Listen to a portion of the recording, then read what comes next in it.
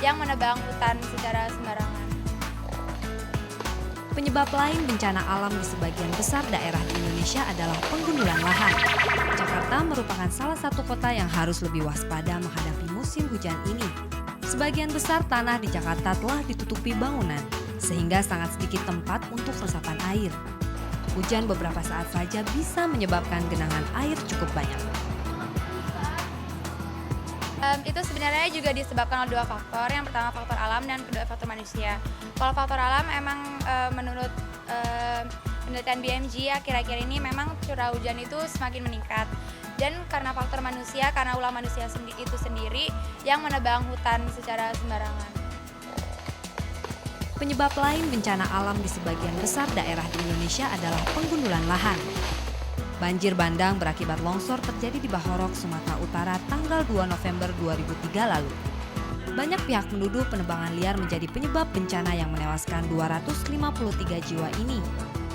Illegal logging itu pasti melibatkan seorang pengusaha dan ada dari penegak hukum gitu, karena ini merupakan suatu perbuatan yang melanggar hukum dan mungkin setelah nanti mereka menebang itu secara besar-besaran, kayu-kayunya itu akan dijual ke luar negeri. Ya kalau tujuan illegal loggingnya itu mungkin dia hanya mencari keuntungan sendiri bagi perusahaannya agar dia untung. Ya dia kan nggak mau tahu bagaimana Indonesia itu walaupun sudah hancur gara-gara illegal logging itu. Namun yang penting dia tetap untung. Hutan di wilayah Kalimantan dan Sumatera keadaannya sudah parah. Ribuan hektar lahan menjadi gundul, baik dengan penebangan maupun sengaja dibakar.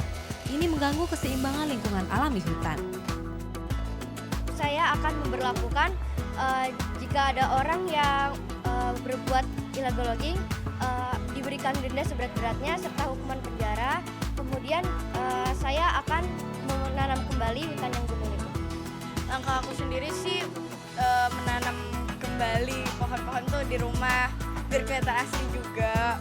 Terus nyaranin tetangga-tetangga, saudara sama teman-teman buat menjaga lingkungan dan menanam pohon.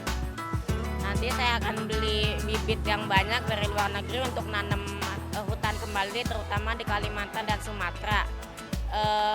Lalu mengambil langkah tegas kepada yang melanggar peraturan lingkungan hidup dan setiap proyek harus ada AMDAL-nya.